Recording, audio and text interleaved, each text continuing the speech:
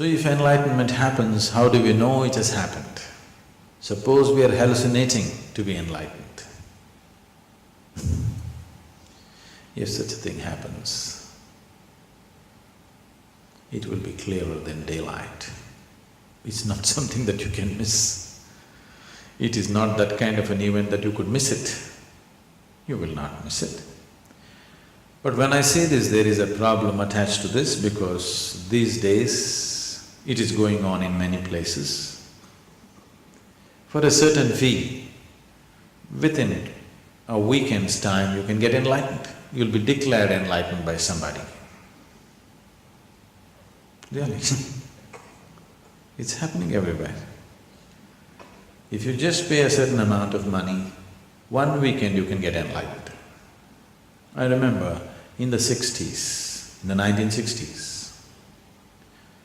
in California, people set up certain businesses, enlightenment services.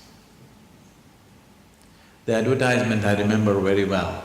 If you go to India, it will take 12 years of hardship. Okay. $50, 30 minutes, you can get enlightened. They were just using psychedelic machines. You put up certain visuals and certain sounds, it'll just blow your mind apart. Because of the sounds and the visuals, when you come out, you come in a daze. You feel like you have really gotten somewhere.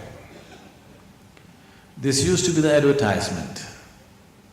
$50, 30 minutes. If you go to India, 12 years of hardship. Here, it's California, quick, new technology. These 1960 machines, this old technology has now infiltrated into India. Some people have installed these machines and they are claiming within a weekend they can enlighten you.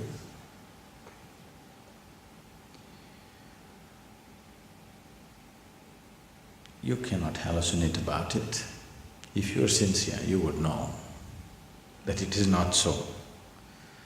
But if it's a part of the race that you want to get enlightened before somebody, of course you can declare, I'm enlightened.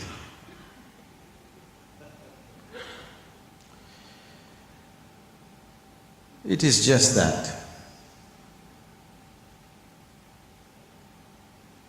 these kind of deceptions are not new on the planet. They've been happening for a long time. But now modern technology has come to aid them better, to give them an expanded sense of many things. Much experimentation was done during the 60s and 70s about these things. One is with the psychedelic machines, another is with psychedelic drugs. You take an LSD and people claim they're enlightened because they had an expanded sense. Just for a while, and then they came back. If they overdid it, then they lost everything, they cracked up in so many ways or even died. Many people mentally cracked up because of excessive use of psychedelic drugs. But for those few moments, they really felt enlightened, or at least they thought so. This is not something that you do. This is not something that you can do.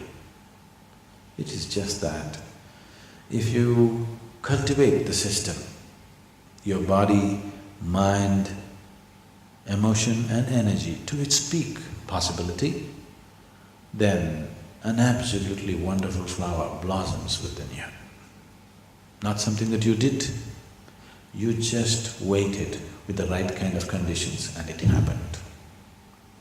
There's a very beautiful story in the yogic lore. On a certain day, 4 men were walking in the forest.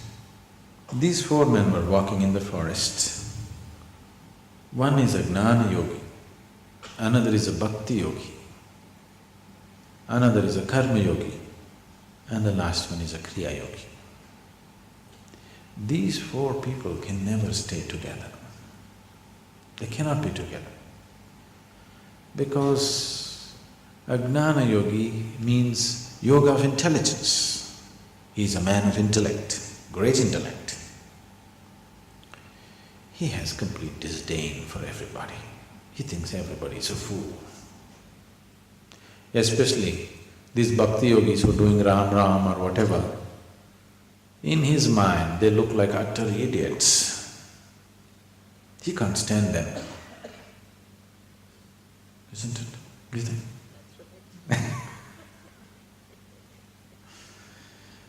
Could that man stand bhakti yogis? No, he wouldn't stand. He just can't tolerate them. Bhakti yogis, people of devotion, they have pity for everybody. Because when God Himself is here, you're doing all this mental circus and physical circus. It's just stupid, isn't it? Just hold God's hand and walk into heaven. So bhakti yogis have pity for everybody, for all the foolishness that they're doing.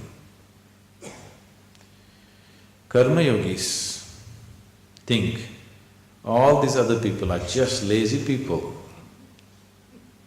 Because if you want something to happen, you have to do it.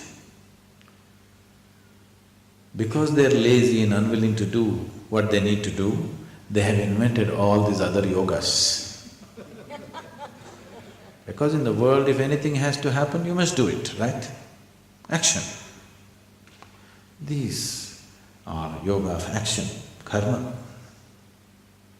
Kriya yogis have utter disdain for everybody because after all, the whole existence is energy. Unless you transform the energy, how will anything change? Where is the possibility? So, these four people can never be together. But today they were walking together. Suddenly a thunderstorm broke loose, a rainstorm, rain started lashing from every side. They started running, looking for shelter. The bhakti yogi said, "There is an ancient temple in this direction, let's go there for shelter." He always knows the geography of temples. He won't miss a single temple. So they all trusted him and ran in the direction.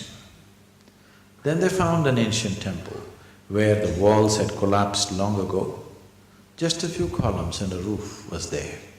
And in the center, there was a deity, God's image. They ran into this place, not because they were seeking God, not in any kind of love for God, just to escape the rain. They ran in. And then they stood there for a while. Then they found the rain started lashing from every direction. Wherever they stood or sat, the rain was getting at them. So the only place where they could sit was around the deity. So all four of them just hugged the deity and sat. Not because they have fallen in love with God, simply to escape the rain.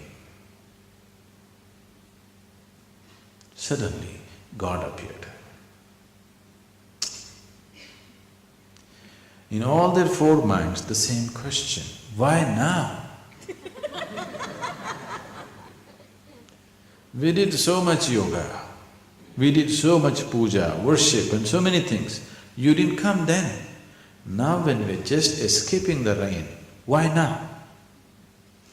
And God said, at last you four idiots got together.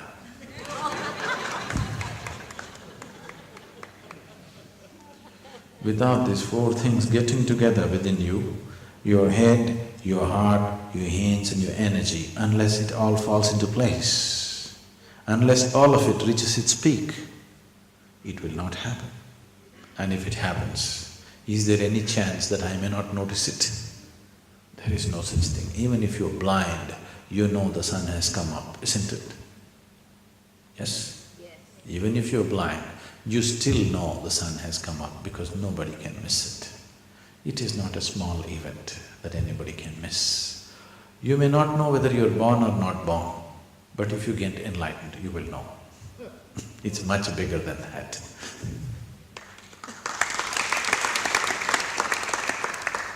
Birth will happen many times. This will happen only once.